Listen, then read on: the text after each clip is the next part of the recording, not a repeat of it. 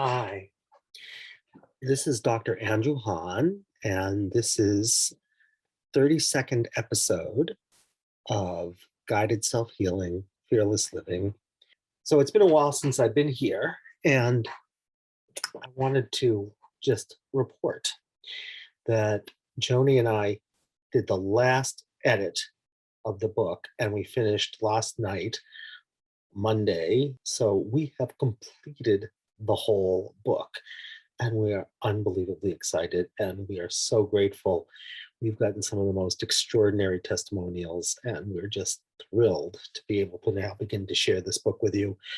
So what I'd like to do today is I want to read half of the foreword to our book. And this will tell you why this podcast is called Guided Self-Healing, Fearless Living, because I think the editor of our book, whose name is Meghan, who wrote the second half of our introduction, really describes beautifully what guided self-healing and fearless living is. So I wanted to share it with you. So here's what she writes. As an editor of this book, I had a duty to make sure that the material could be understood by the reader with no psychological background, and to make sure that the instructions were clear so that any reader could utilize the tools of life-centered therapy at home.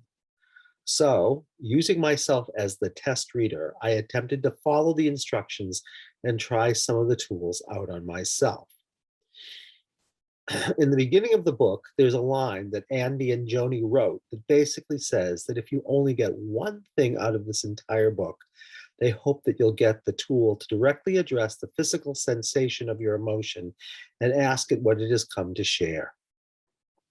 I thought about what physical feeling in my body pops up when I'm feeling stressed. For as long as I can remember, it's been a tightness in my chest that constricts my breathing a bit. I honestly can't remember a time in my life when I didn't have that feeling at least once a day. I've always been a type A driven person. I figured that stress just came along with whatever I was trying to accomplish on any given day.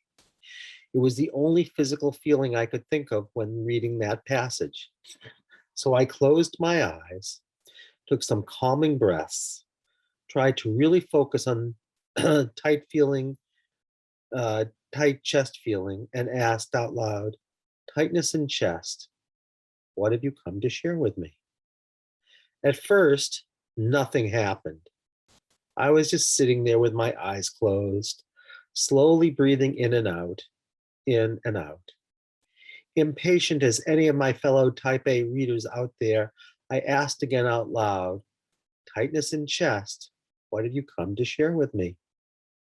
The response came to me in an instant this time, in an inner voice in my mind that I can only describe as soothing, like the voice of my mother who's been deceased for over 10 years now. It's okay to die alone, it said. What? I resisted the urge to open my eyes. I mean, where the hell did that come from?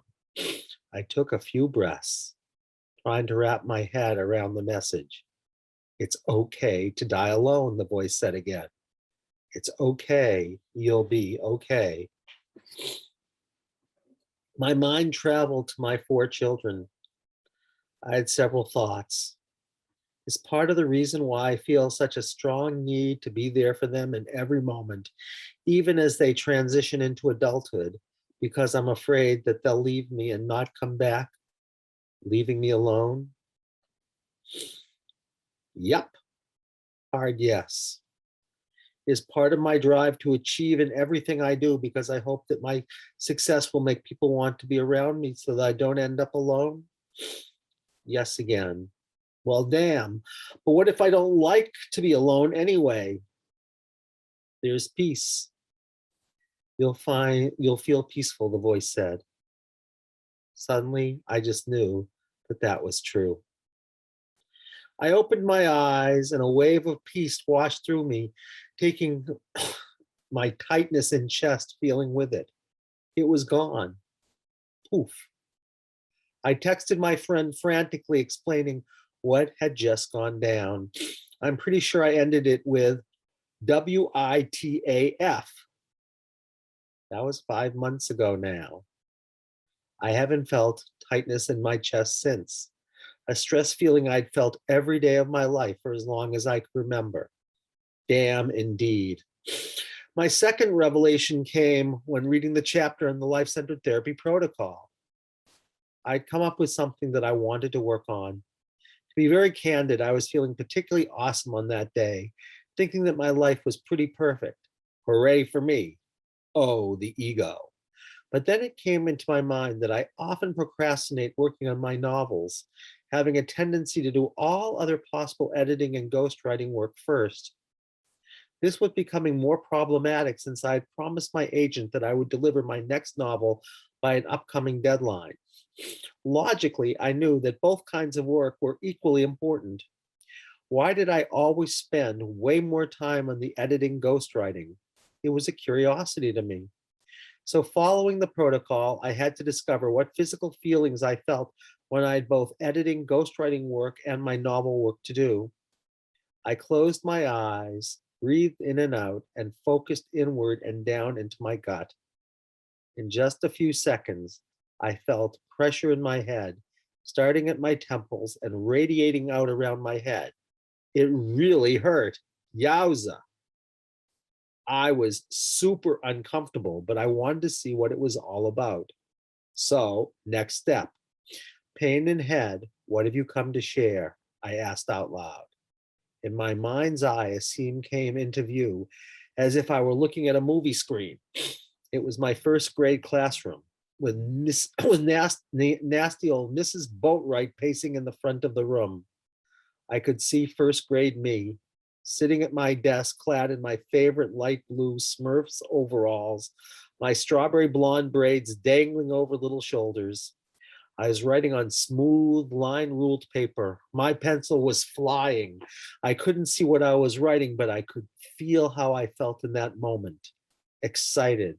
I was so excited about whatever I was writing. I felt joy, a bubbling over the pot kind of joy. I felt pride. I felt in the zone of creativity. Then, wham! Mrs. Boatwright slammed two large textbooks onto the top of my head. Pain radiated from the crown of my head to my temples and then around my whole head. I said it was time to get out your math book, she hollered. I scrambled to do as she asked, frantic and doing my best not to cry. In that moment, I decided it's not safe to write my stories. Work has to come first. I opened my eyes in the present. Holy shit. I'd completely forgotten that Mrs. Boatwright had assaulted me, and she was still affecting me all these years later. With that realization, I made a new decision. I'm not letting that bitch have one more second of power over me. Little protector in my mind, thank you for your service, but it's safe to be creative now. It's safe to write our stories now. Once I had thought and made that new decision, the pain vanished. I haven't struggled with making time for my novel work since. So what started out as an editing project for me has become a truly enlightening personal journey. And I understand that this is just the beginning. I sincerely hope that these pages lead you on a similar journey of self-discovery. There's peace and great joy in these pages just waiting for you. Meghan Davis Hill, editor.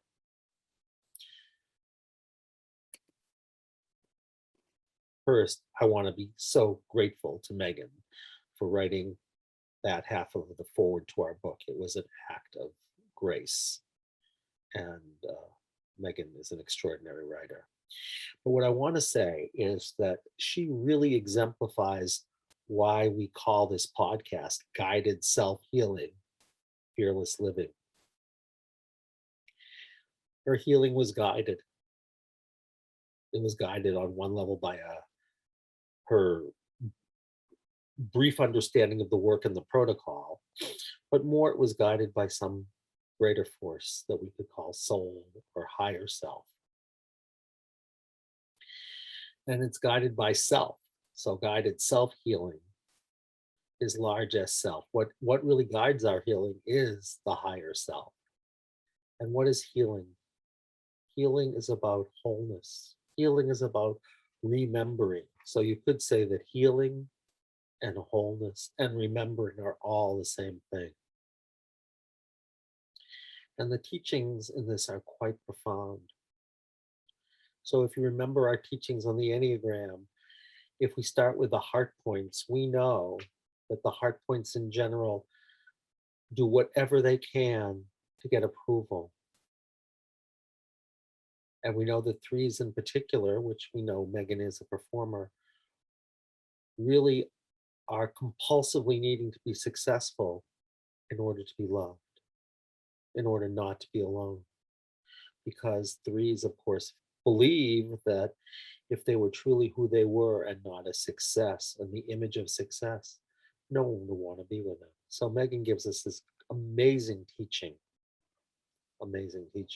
about what this work is really about. And it takes courage to face our fears. It takes courage to face the sensations that are the things that are our traumas, that have stories to share and to say, please share with me. Her second story is really extraordinary. You know,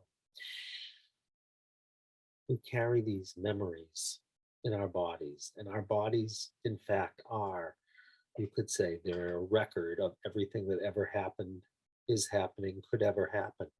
All stored there. All we have to do is bring our attention there. So Meghan asks this question: why is it when I love writing, theoretically, that I always put my other work first? And she feels the sensation that's associated with that. And notice that the sensation, it's really a remarkable thing. It is the young Meghan. So the headache is young Meghan being hit on the head. It's an extraordinary thing to think that our bodies not only carry a memory, but they give us clues that the sensation of a terrible headache is the remembering of what happened in first grade with her beloved, quote unquote, teacher.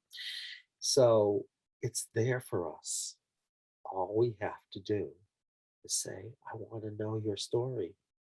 And as soon as we choose to bring our awareness to the sensation, instead of being identified with it, which Meghan still was so many years later, she was still that girl in first grade, traumatized, saying, I better never do pleasure and the thing that brings me creative joy before work.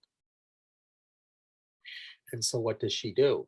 She makes sure that she always works first, because that's a protection, because it's not okay. It's not okay for her to be her truly childlike, wondrous, creative self.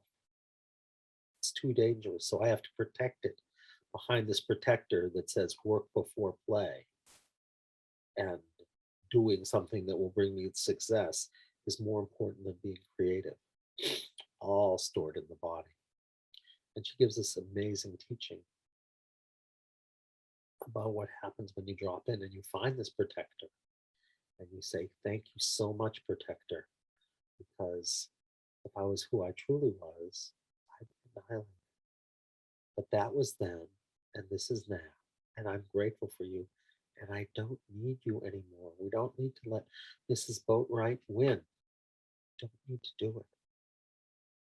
We don't have to give her that power over us. We can be free to be who we truly are, this creative being that has this childlike wonder. But of course, Meghan is, of course, as we can see, honed her skills. So she is now not at a first grade level, obviously. She writes extraordinary stories. So we get to grow up and we get to keep our childlike wonder. You know, it's a great thing. So the other thing to say is, of course, Meghan had never had an official session. She had never studied the protocol in any depth. She had never been our student. She'd never been our client, but she could guide her own self-healing.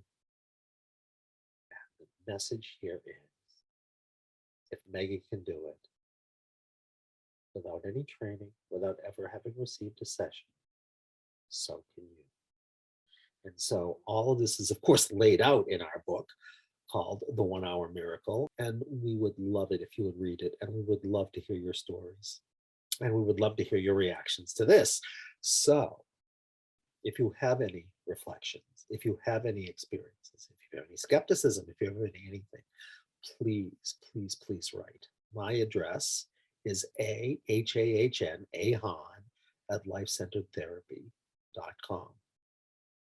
And you can get any information on us at lifecenteredtherapy.com. You can already pre-order the book on Amazon. So we hope you do. I think you'll love our book. I have to say that we were painstaking and we really tried to write something that was, powerful and simple and direct, but very nuanced. And hopefully we've done it, and we would love to share it with you. So, my dear friends, until we talk again, this is Andy Hahn wishing you wonderful self-healing and wonderful fearless living, which just means facing the things we're most afraid of with equanimity, courage, grace. Be well.